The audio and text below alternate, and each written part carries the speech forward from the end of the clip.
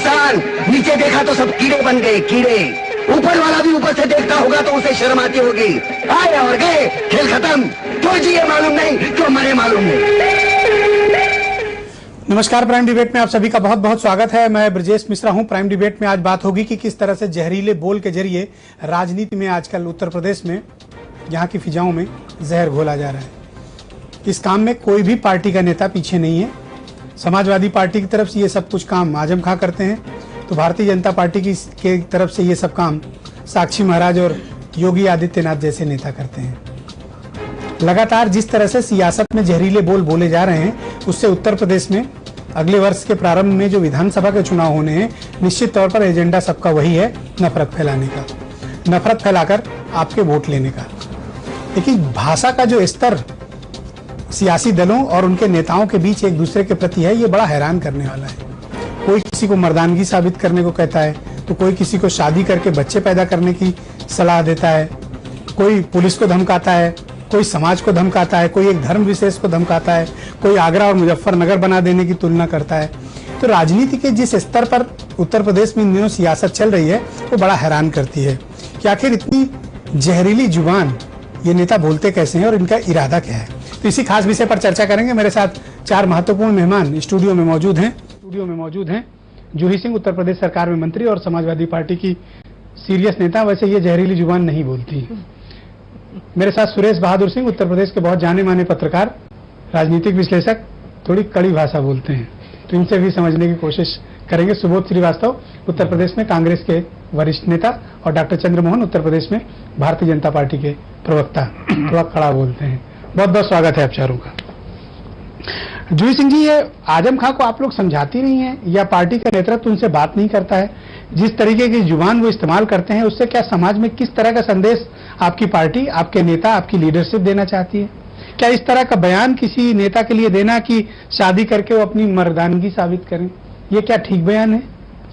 देखिए, आजम खां साहब एक वरिष्ठ नेता हैं और जो भी बात वो बोलते हैं वो व्यंग बोल सकते हैं, तंज बोल सकते हैं, लेकिन कड़ा बोल सकते हैं, भाषा गलत हो सकती है, लेकिन वो ऐसा कोई बयान नहीं देते जिससे समाज विभाजित हो या दंगा भड़के, या कोई वो मुहिम नहीं चलाते हैं कि जैसे बेटी बचाओ, बहू लाओ या फिर घर वापसी, वो जो ज्यादा खतरनाक है हमारे समाज के लिए और राजनीति के लिए।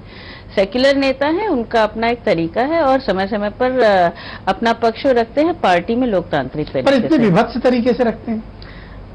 ये एक व्यक्तिगत भाषा की बात होती है। आजम साहब जो हैं बहुत अच्छा भी बोलते हैं, लीडरशिप वो अल्पसंख्यकों की नहीं बहुसंख्यकों को भी करते हैं। उनके लिए कोई हिंदू या मुस्लिम में भेद नहीं है। अगर भाषा की मर्यादा देखी जाए तो ये उनका व्यक्तिगत विषय है, लेकिन फिर मैं कह रही हूँ कि ऐसा कोई बयान वो नहीं देता, ऐसा कोई काम नहीं करते जिसे हमारे समाज। सुरेश बहादुर सिंह जी, आप मुझे बताओ कि नेताओं की जुबान में इतना जहर आता कैसे है? प्रोडक्शन कहाँ से करते हैं इतने जहर का? जैसे अभी आपने देखिए ब्रजेश शुरुआत में ही कहा कि आजकल लोग जो है, सच बात यह है कि हम तो सस्ती लोकप्रियता ही कहेंगे, खबरों में बने रहने के लिए इन नेताओं के ऐसे बयान आते हैं। और ये अक्सर नेता अपने नेतृत्व को हमेशा से नेतृत्व को शर्मसार करते रहते हैं। नेतृत्व के सामने बड़ी दिक्कत होती है और खासकर मैं उन प्रवक्ताओं के लिए, पार्टी प्रवक्ताओं के लिए भी कहूंगा कि इनको डिफेंड करना बहुत बड़ी अजीब स्थिति होती है। आप देखिए, जैसे जैसे ही चुनाव आते हैं, एक दूसरे के बोल शुरू हो जाते हैं। अच्छा, ये लगता है कि जैसे उनके शीर्ष नेतृत्व को, पार्टी नेतृत्व को ये सूट करता है। बार बार आप देखिए, आपने मुजफ्फरनगर वाला दंगा देखा होगा। मुजफ्फरनगर वाले दंगे में मैं स्पेसिफिक कहूंगा कि जैसे भाजपा के संगीत सोम जी की जब बात हुई थी तो बहुत खबरें आई थी कि उनको प्रधानमंत्री जी ने बुला करके कहा कि ऐसा ना किया जाए, डाटा था, लेकिन उसका कोई असर नहीं हुआ। दूसरे दिन फिर संगीत साक्षी महाराज पर कभी कोई असर भी मुझे नहीं दिखता है। साक्षी महाराज बोलता रहता है। साक्षी महाराज तो अक्सर अपने बयानों से नेतृत्व को शर्मसार करते रहते हैं। वो ऐसे ऐसे बयान दे देते हैं कि जो पार्टी नेतृत्व को बचाना बड़ा मुश्किल हो जाता है। और आज से नहीं, वो बहुत पहले से करते आ रहे हैं। लेकिन ये भी आप जान लीजिए कि ये भाजपा की रणनीति का एक हिस्सा हो सकता है। और इस बहाने, जैसे आपने शुरुआत में ही कहा कि सभी राजनीतिक दल इसके बराबर के भागीदार हैं और नफरत फैला करके अपने वोट बैंक जो है बचाने की कोशिश। सुबोध श्रीवास्तव जी, इमरान मसूद आपके नेता हैं सहारनपुर में जी, जहरीले बोल के वो भी बहुत बड़े मास्टर हैं, और लोकसभा के चुनाव के दौरान जो जहरीला भाषण उन्होंने दिया था पूरी दुनिया ने सुना। हाँ, लेकिन उसके और मुझे अफसोस इस बात का है कि उसके बाद भी राहुल गांधी जाते हैं सहारनपुर इमरान मसूद को साथ लेके घूमते हैं। आप बड़ी शुचिता की बात करते हैं, आप बहुत धैर्य की बात करते हैं, भाषा में संयम की बात भी कांग्रेस करती है, लेकिन एक्चुअल में तो दिखता नहीं मुझे।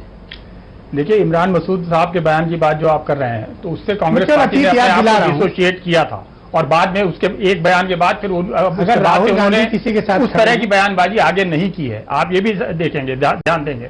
लेकिन जिन लोगों की चर्चा आज आप कर रहे हैं, चाहे वो आजम खां हो, चाहे वो साक्षी महाराज हो, और चाहे वो योगी आदित्यनाथ हो, ये सारे के सारे लोग लगातार इसी तरह के बयान देते रहे हैं। और आप इसमें ताज्जुब की कोई बात नहीं है, क्योंकि साक्षी महाराज और आजम खां तो कभी एक साथ एक पार्टी में भी रहे हैं, उनमें वो लोग तो एक पार्टी के भी मेंबर रहे हैं साथ में। तो ये आजकल इसके पीछे जो मैं मौलिक कारण समझता हूं, वो ये है कि अब विचारों की राजनीति से अब लोगों ने किनारा कर लिया है। अब सिर्फ जाति और धर्म के नाम पे जो राजनीति शुरू हुई है, उसमें एक दूसरे को अपने समर्थक वर्ग को प्रभावित करने के लिए इस तरह के बयान दिए जाते हैं कि हमारे समर्थक वर्ग हमारे साथ जुड़े रहें, इसलिए ये सारे बयान नहीं, ये बात तो जनता समझती है, आप लोग क्यों नहीं समझ पा रहे? नहीं, हम तो समझ रहे हैं। हमारे यहाँ से तो कोई ऐसे बयान नहीं आते हैं कि जिसमें गाली गलौज हो। मैं तो आपका ध्यान दिलाना चाहूंगा, अगर आपको याद हो कि एक बार समाजवादी पार्टी के जो प्रदेश अध्यक्ष थे, वो पद जो आज अखिलेश यादव जी के पास है, वो रामशरण दास जी और मायावती जी की जो एक रेडियो डिबेट हुई थी, उसमें आमने सामने दोनों ने एक दूसरे के लिए क्या इस्तेमाल किया था, अगर आपको ध्यान हो तो मतलब उस समय ही हम लोगों का सर शर्म से झुक रहा था। इस तरह की डिबेट का स्तर हो गया था जिसमें बड़े नेता। Doctor Chandramohan, alright, doctor Chandramohan, आप मुझे बताओ, इतना जहर आपके नेताओं के मन में आता कहां से? मैं दो लोगों का नाम ले रहा हूं, साक्षी महाराज उन्नाव से सांसद हैं, बिना विवाद के कोई हफ्ता उनका गुजरता नहीं है, और दूसरे योगी आदित्यनाथ। ब्रजेश जी, इसमें जब हम चर्चा कर रहे हैं और चर्चा कर रहे हैं तो उसको व्यापक दृष्टिकोण के साथ ही लेना। मैं चाहता हूं आप अपने पर भी टार्च डालें। जी, अपने पर टार्च डाल रहे हैं। जब पूरे आउटलुक की बात करते हैं तो खुद से शुरुआत पहले करें। खुद से शुरुआत करते हैं, बिल्कुल शुरुआत करते हैं, और हमने करके दिखाया है। हमने बदायूं में भी किया और इलाहाबाद में भी किया। आपको याद होगा कि बदायूं में आपने चलाया भी, हमने बदायूं में हमारे कार्यकर्ता ने, हमारे पदाधिकारी ने गड़बड़ किया, बयान अमर्यादित बयान दिया, तत्काल प्रभाव से कार्रवाई हुई। प्रयाग में भी कार्रवाई, दोनों जगह हमने कार्रवाई की है। लेकिन इस बात के इंतजार है साक्षी महाराज, जिस कारण से क्योंकि जूही जी बहुत शालीन है और कुलीन है, इसलिए उन्होंने शालीनता पूर्वक बहुत अच्छे ढंग से व्याख्या करने की कोशिश की। लेकिन सेना के बारे में टिप्पणी करना, उसकी कोई तुलना हो सकती है क्या इस देश में?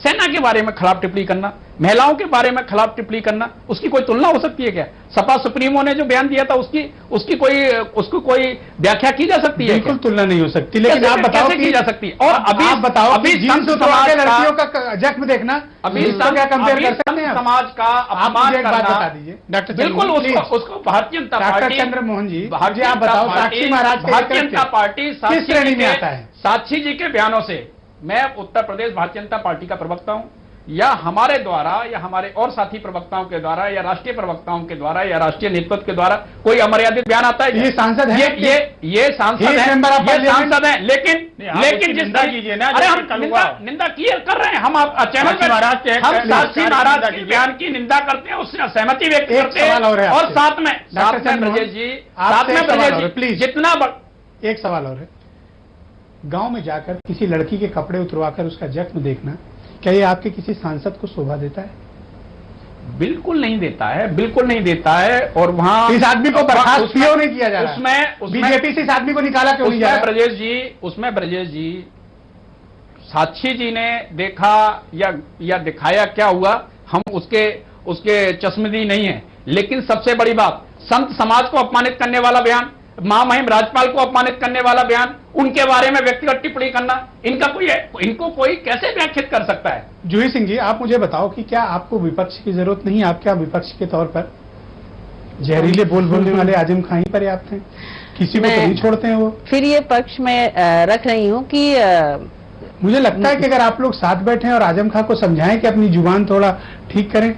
और मुझे आपको एक चीज बताते हुए बड़ी हैरानी हो रही कि मुजफ्फरनगर जनपद, जहां दंगा हुआ 3 साल पहले, आजम खां वहां के प्रभारी मंत्री हैं, और आप सबको जान के बड़ा अफसोस होगा कि 3 साल से वहां जिला योजना की बैठक नहीं हुई, और 272 करोड़ रुपया जो डेवलपमेंट का मुजफ्फरनगर के, आज भी वैसे का वैसे ही रखा है। अगर ये जुबान की बजाय थोड़ा एक्शन से काम ले और मुजफ्फरनगर गए होते तो शायद इस 272 करोड़ रुपए का व्यापक डेवलपमेंट के काम में इस्तेमाल होता। ब्रिजेश जी, मुजफ्फरनगर में आजम खान का कोई भी गैर जिम्मेदाराना बयान आया है और अगर वो मुजफ्फरनगर जाते तो चंद्रमोहन भाई यहाँ बैठे हैं, सबसे पहला सवाल इनकी तरफ से उठता कि हम उस घटना का राजनीतिकरण कर रहे हैं। आप प्रभारी मंत्री पद छोड़ दीजिए और लोग जा रहे हैं। एक और कमेटी से एक व्यक्ति, एक मंत्री अगर जिले में नहीं जा रहा है, जिला जी योजना की बैठक में नहीं जा रहा है, मुजफ्फरनगर को देखने के लिए माननीय शिवपाल जी की अध्यक्षता में एक ऑलरेडी मंत्रियों की कमेटी बनी हुई थी जो वहां का राहत कार्य देख रही थी। उसमें राहत कार्य, विकास कार्यों की, चलिए विकास कार्य भी देख रही थी। विकास कार्य यहाँ सरकार से देखे जाते हैं, वो नगर विकास मंत्री है। अगर डेवलपमेंट फंड नहीं खर्च हुआ है तो जरूर कोई ना कोई वजह होगी। यहाँ पर हम उनकी बात की, उनके बयान या जो चंद्रमोहन जी कह रहे हैं कि समय समय पर अमर्यादित बयान आते रहते हैं, हर पार्टी से आते हैं, ऐसा नहीं कि कांग्रेस की तरफ से नहीं आते हैं, और हम सबको अपने ओर देखने की आवश्यकता है। सुरेश बहादुर जी, आप मुझे बताओ कि 3 साल से आजम खान मुजफ्फरनगर नहीं जा रहे हैं जब से दंगा हुआ है, डेवलपमेंट का 1 पैसा नहीं खर्च हो रहा है, और हर 3 घंटे में उनकी जुबान जहर बोलती है। अगर मुझे लगता है कि इन 272 करोड़ रुपए अगर मुजफ्फरनगर में खर्च हुआ होता तो शायद अखिलेश यादव की सरकार के लिए कुछ फायदा होता, कुछ जनता को भी फायदा होता। देखिए ब्रजेश जी, काफी पहले से आप सक्रिय हैं, राजनीति में देख रहे हैं, आप सब जानते हैं। मैं सिर्फ आपको एक बात याद दिलाना चाहता हूं, उत्तर प्रदेश में 1989 के बाद कोई भी चुनाव प्रदेश में विकास पे नहीं हुआ है। आप जब भी देखेंगे विकास की राजनीति तो बिल्कुल पीछे चली गई है, और सारी की सारी राजनीति या तो धर्म पर आ गई या संप्रदाय पर आ गई है।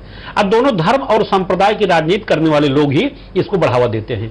आज फिर चुनावी स्थिति आ गई है। मैं आपसे यही बताना चाहता हूं कि अब स्थिति इतनी भयावह हो गई है कि माननीय मुलायम सिंह जी सपा सुप्रीमो किसी भी कीमत पर अपने वोट बैंक को कहीं खोना नहीं चाहते। वो निश्चित रूप से चाहते हैं कि जो अल्पसंख्यक उनका वोट बैंक है वो उनका वोट बैंक बना रहे। अगर वोट बैंक उनका कहीं खिसका तो उनकी स्थिति, अगर आप डेवलपमेंट नहीं कर रहे हैं, 272 करोड़ रुपए एक जिले में डंप पड़ा हुआ है, तो कौन मुसलमान मुलायम के साथ खड़ा होगा? यही तो सबसे बड़ा ये बात मुलायम सिंह यादव को कब समझ ब्रजेश जी, यही सबसे बड़ा फर्क होता है कि लोगों की निगाह, जैसे अब आप देख लीजिएगा जो बयानबाजी शुरू हुई है, इसके पीछे आप ऐसा मत समझिए कि बिल्कुल सोची समझी रणनीति का हिस्सा है माहौल गंदा करने का, कि सीधे डेवलपमेंट से बात हट जाए, विकास भ्रष्टाचार से बात हट जाए, सीधे बात जाति और धर्म पर आ जाए, सांप्रदाय पर आ जाए, मतों का बंटवारा हो जाए, एक पक्ष इधर हो जाए, एक पक्ष इधर हो जाए, और निश्चित रूप से मूक दर्शक बन जाए कांग्रेस और बसपा। नेताजी तो बिल्कुल ये चाहेंगे कि भाई हम अगर नहीं बना रहे तो फिर ये दो ना बनावे, भाजपा भले बना ले, क्योंकि अगर भाजपा है तो नेताजी है तो भाजपा है। ये दोनों एक दूसरे के पूरक हैं। पूरक तो कहा ही जाएगा, एक दूसरे की राजनीति के बल पर दोनों राजनीति में आ रहे हैं।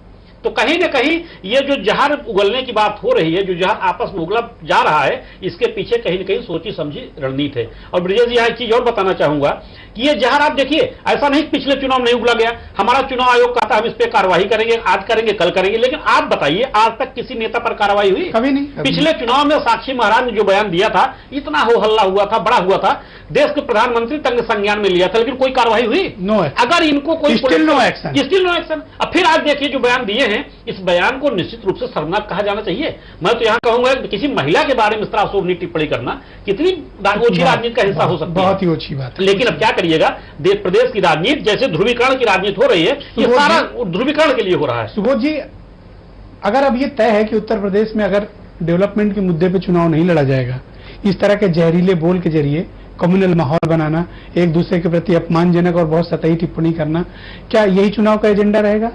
कांग्रेस के पास तो बहुत से विकल्प हैं, आप लोग इस मुद्दे पर इतना शांत क्यों बैठे हैं, कुछ करते क्यों नहीं आप लोग? देखिए, कांग्रेस हमेशा से ये मानती रही है कि मुजफ्फरनगर दंगों के समय से ही ये सब भारतीय जनता पार्टी और समाजवादी पार्टी की मिलीभगत का नतीजा है। ये अंदर खाने दोनों एक हैं, कम्युनलाइज करके चुनाव अपने अपने वोट बैंक को सुरक्षित रखना चाहते हैं और चुनाव में उसका इस्तेमाल करना चाहते हैं। इसी वजह से लगातार आप देख रहे होंगे कि कार्रवाई कहीं कुछ नहीं होती है। अब आपको मैं एक छोटा सा उदाहरण देता हूं कि ये योगी आदित्यनाथ जी भारतीय जनता पार्टी के सांसद हैं, लेकिन उनकी अलग एक सेना भी चलती है।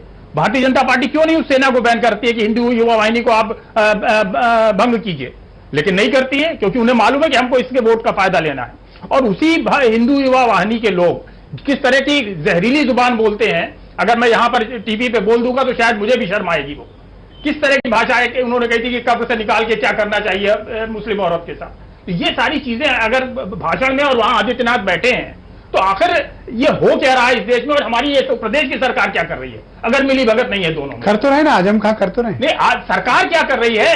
क्यों नहीं उस व्यक्ति के खिलाफ एक्शन लिया गया जिसने इस तरह का बेहुदा बयान दिया था वहां पर आदित्यनाथ की मौजूदगी में? लेकिन नहीं होता है कुछ। डॉक्टर भारतीय जनता पार्टी भी उसमें मुझे लगता है नहीं करती। ऑलराइट डॉक्टर चंद्रमोहन, मुझे लगता है कि भारतीय जनता पार्टी में अनुशासनहीनता बहुत बढ़ गई है, तभी साक्षी महाराज जैसे नेताओं की इतनी हिम्मत पड़ गई है कि वो कुछ भी बोले जा रहे हैं। नहीं ऐसा नहीं है, उनकी जुबान में इतना जहर है। मुझे तो फिर मैं रिपीट कर रहा हूं इस बात को, इतना प्रोडक्शन जहर का करते कहां से हैं? नहीं मतलब कोई मशीन फिट है भीतर? नहीं, कोई अनुशासनहीनता नहीं है। अनुशासनहीनता तो आप एसोसिएट करते हैं अपने को उनके बयान से? हम बिल्कुल भी, हमने देखो इसमें एक एक्शन अगेंस्ट हिम, उनके खिलाफ कुछ कार्रवाई। ब्रजेश जी जनता बहुत नाराज है। ब्रजेश जी वो पार्टी के ना प्रवक्ता हैं ना पार्टी के मेंबर ऑफ पार्लियामेंट, सांसद हैं। सांसद बीजेपी के टिकट से अधिकृत तौर पर सांसद के नाते संसदीय दल के नाते जो अनुशासन है वो बताया जाता है। मैं ब्रजेश जी एक सवाल पूछना चाहता हूं यहाँ पर, यहाँ जूही जी हैं बताएं, बाकी सारे लोग बताएं कि राष्ट्रीय स्वयंसेवक संघ के बारे में टिप्पणी आजम खान जी की करना कौन नहीं जानता? पूरा विश्व जानता है कि राष्ट्रीय स्वयंसेवक संघ सामाजिक काम कर रहा है। उसके बारे में जहां लोग अपने जीवन को पल पल जलाते हैं, अपने जीवन को गलाते हैं और देश के लिए काम करते हैं, सामाजिक काम करते हैं, उसके बारे में ओछी टिप्पणी करना ये उचित है क्या? क्यों आजम खान जी टिप्पणी करते हैं? ओछी के जवाब ओछी से देंगे? नहीं, ओछी राष्ट्रीय स्वयंसेवक संघ ने आजम खान जी के बारे में कब टिप्पणी की? सर संचालक जी ने कभी की है क्या? सर कार्यवाह जी ने की है क्या? प्रांत कार्यवाह जी ने की है क्या? जिला कार्यवाह जी ने की है क्या? चंद्रमोहन भाई, आप यहाँ भाजपा के प्रवक्ता हैं, आरएसएस के नहीं है। नहीं, मैं आरएसएस का नहीं हूँ, लेकिन आरएसएस के प्रति मेरी श्रद्धा है। मैं आरएसएस का स्वयंसेवक हूँ, मैं आरएसएस का स्वयंसेवक हूँ। आप पहली बार ये एडमिट कर रहे हैं कि भाजपा और आरएसएस एक साथ काम कर रहे हैं। आरएसएस का स्वयंसेवक हूँ मैं स्वयंसेवक के नाते भाजपा के अधिकार है मुझे। आप उनको डुअल रोल में डुअल रोल जी, आप उनको एक्सप्लेन करने के लिए डुअल मेंबरशिप भी तो है, खा जा रही है पूरे देश को। डुअल मेंबरशिप नहीं है, आरएसएस देश को खा जा रही है। कोई भी हो सकता है। देश का खाने का काम कांग्रेस बरसों से कर रही है, दीमक की तरह कर रही है, दीमक की तरह कर रही है। इसीलिए आप देख रहे हैं हिंदू युवा वाहिनी को आप क्यों नहीं भंग करते? कैमरे पे हिंदू युवा वाहिनी को आप क्यों नहीं भंग करते भाई? वो लोकतंत्र बचाओ मोर्चा निकालते हैं, बिल्कुल सही निकालते हैं, क्योंकि देश पे तानाशाही हावी हो रही है। लोकतंत्र की हत्या कौन? आपके लोग भी अंदर से जानते हैं। आपातकाल कौन लगा? आपके लोग भी अंदर से जानते हैं कि आपातकाल लगाने वाले लोग हो। आपातकाल तो एक बार लगा था, ये तो परमानेंट लगाने की तैयारी है आपके। आरएसएस का चलेगा तो देश में परमानेंट आपातकाल हो जाएगा। भ्रष्टाचार के संरक्षक हैं। देखिए, हम लोग अगस्टा हेलीकॉप्टर पे कोई बहस नहीं कर रहे हैं, ना दामाद जी पे बहस कर रहे हैं, ना सास जी पे बहस कर रहे हैं। आप लोग बेवजह इतना गुस्सा हो रहे हैं। जूही सिंह जी, मैं ये समझना चाह रहा हूं कि समाजवादी पार्टी इस बार जब चुनाव में जा रही तो उसका एजेंडा भी क्या यही इसी टाइप का है जैसा आजम खां का एजेंडा है? या आपका एजेंडा मुख्यमंत्री का एजेंडा है? मैं किस एजेंडे पे बिलीव करूं, आजम खां का एजेंडा या फिर अखिलेश यादव का एजेंडा? हमारा एजेंडा हमेशा विकास है और विकास के ही आधार पे हम चुनाव में जा रहे हैं और 4 साल से काम कर रहे हैं। लेकिन मैं कुछ बयान अगर आप समय देंगी तो पढ़ के सुनाऊंगा। नहीं, आप बिल्कुल पढ़ें ब्रजेश जी। और अगर जिसके भी ये बयान है, ये उनके व्यक्तिगत बयान है।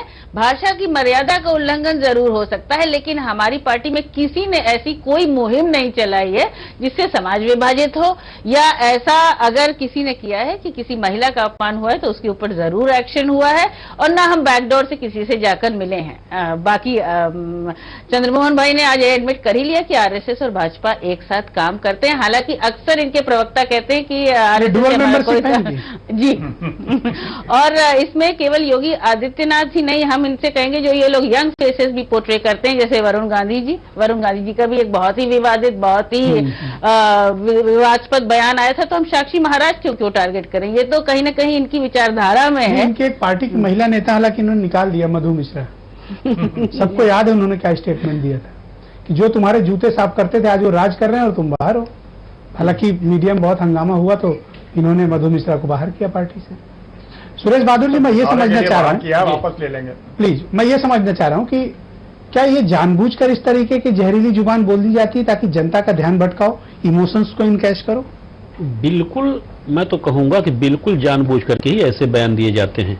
आप देखिए, पिछले 3 साल, पिछले 4 साल कभी ऐसे कोई बयान नहीं आते। जब चुनावी समीकरण आने लगता है या चुनावी माहौल बनने लगता है, नेताओं के बोल शुरू हो जाते हैं, किसी पर कोई संयम नहीं रह जाता और सब अपनी जुबान से ही अपने मतों को अपना आकृष्ट करने में जुट जाते हैं। कहीं न कहीं ये सूट भी करता है, उनके नेतृत्व भी सूट करता है। नेतृत्व बाद में अच्छा, अब तो बड़ी अजीब अच्छी बात हो गई कि आपने टीवी पर कम से कम दिखा दिया बयान। इसके कुछ दिन पहले तो बड़ी अजीब स्थिति होती थी, नेता बयान देता था और कहता था मीडिया ने तोड़ मरोड़ के प्रस्तुत किया है। अब तो मीडिया को पूरा दोष मर दिया जाता था और कहता था तुरंत एक दूसरे का पक्ष मीडिया पर कह देता था कि दूसरे दल से आजकल दूसरी भाषा, मैं धन्यवाद देना चाहता हूं। अब दूसरी भाषा खोजी सुरेश जी लोगों ने, और ये कहते हैं कि उनका कहने का ये मतलब नहीं था, लेकिन कम से कम आपको धन्यवाद देता हूं कि इलेक्ट्रॉनिक मीडिया ने ऐसे लोगों को एक्सपोज भी करना शुरू कर दिया को अपने बयान से बदल नहीं पाते। अभी अभी मैं आपके जैसे स्टूडियो में बैठा था तो मैं देख रहा था कि अभी जूही जी कह रही थी विकास के मुद्दे पर चुनाव लड़ने जा रही। हमारे उसका एक विधायक आजिमुल हक हैं यहाँ के, अभी वो बयान दे रहे थे कि इस देश में मुझसे बड़ा कोई गुंडा नहीं है। अब आप सोचिए, ऐसा सरकार का विधायक कह रहा है कि मुझसे बड़ा कोई गुंडा ही नहीं है और सरकार विकास के दावे पर चुनाव व्यक्त करी और कह रही कानून व्यवस्था में सुधार हुआ है। मुझे लगता है आजिमुल हक जैसे लोगों को रामपाल यादव जैसा इंजेक्शन लगना चाहिए, बिल्कुल लगना चाहिए। और कहीं न कहीं निश्चित रूप से अपने नेतृत्व की छवि धूमिल कर रहे हैं। जो अखिलेश यादव जी विकास की बात कर रहे हैं, विकास का एजेंडा लेके चल रहे हैं, ऐसे लोग उनकी छवि धूमिल कर रहे हैं। श्रीवास्तव जी, क्या जानबूझकर इस तरीके का एजेंडा लागू किया जाता है ताकि मुख्य मुद्दों से ध्यान भटकाया जा सके, इसीलिए जहर का प्रोडक्शन इतना ज्यादा है? बिल्कुल सही बात है। मैं तो यही बात तो शुरू से कह रहा हूं कि ये सारी जो है, ये जो राजनीतिक दल, चाहे वो सत्ता पक्ष के हो चाहे भारतीय जनता पार्टी हो, ये सबका एजेंडा वही है। आप यहाँ पर हम लोग चर्चा कर रहे हैं योगी आदित्यनाथ की या साध्वी प्राची की या साक्षी महाराज की या आजम खां की, लेकिन मैं आपको बता रहा हूं कि भारतीय जनता पार्टी में आज हो क्या रहा है। आज का एक छोटा सा उदाहरण मैं आपको देता हूं। आज एक पत्रकार हैं, मित्र हैं हमारे, वो फेसबुक पे मेरे साथ हैं। उन्होंने एक खबर का एक जिक्र कर दिया फेसबुक पर कि जो कुंभ हो रहा है उज्जैन में, वहां पर दलितों के लिए अलग घाट बनाया गया। इतना उनके डालते ही जो भारतीय जनता पार्टी की सोशल मीडिया टीम है, मां बहन पता नहीं कौन कौन सी गालियां उन्होंने दे डाली।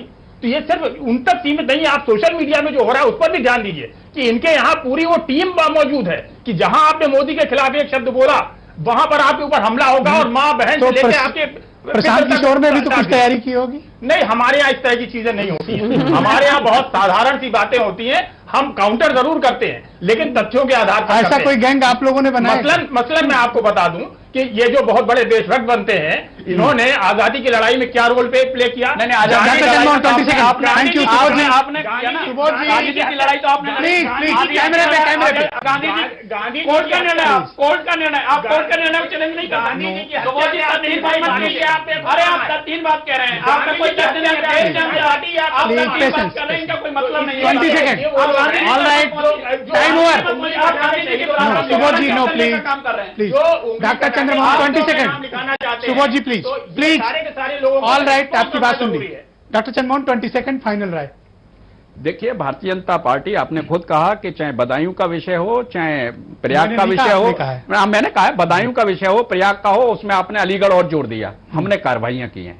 अब मैं जैसे साध्वी प्राची जी को भारतीय जनता पार्टी के साथ जोड़ते हैं, लेकिन साध्वी प्राची जी किसी भी भारतीय जनता पार्टी के कार्यक्रम, ये अपने उन्नाव के सांसद पर भी थोड़ा एक्शन लीजिए। आपको जो है कहीं नहीं मिलेगी। जुबान पर भारतीय जनता पार्टी राजनीति मर्यादाओं की राजनीति करती है, विचारधाराओं की राजनीति करती है, महिलाओं का सम्मान करती है, संतों का सम्मान करती है, लेकिन संवैधानिक संस्थाओं का सम्मान करती है। सेना के बारे में कोई खराब टिप्पणी नहीं करती है। ये सेना के बारे में खराब टिप्पणी करने वाले लोग हैं। थैंक यू सो मच, बहुत बहुत धन्यवाद।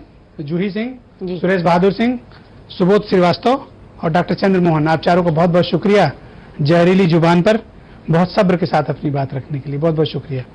इसमें कोई दो राय नहीं है कि विकास का ध्यान बटाने के लिए, जिन वादों को सरकारों ने पूरा नहीं किया उनमें से उनका ध्यान हटाने के लिए इस तरीके की जहरीली जुबान बोली जाती है और कुछ पर्टिकुलर नेताओं को इस जहर के प्रोडक्शन के काम में लगाया भी जाता है और ऐसे नेता जनता के सामने एक्सपोज्ड हैं और चिन्हित हैं। इसलिए अगली बार जब आप वोट डालने जाएं तो आपका मुद्दा विकास होना चाहिए, न कि इस तरह की जहरीली जुबान और इमोशन भड़काकर वोट लेने वाले। बहुत बहुत शुक्रिया। रात 11:30 पर पूरी बहस दोबारा देखिए। धन्यवाद।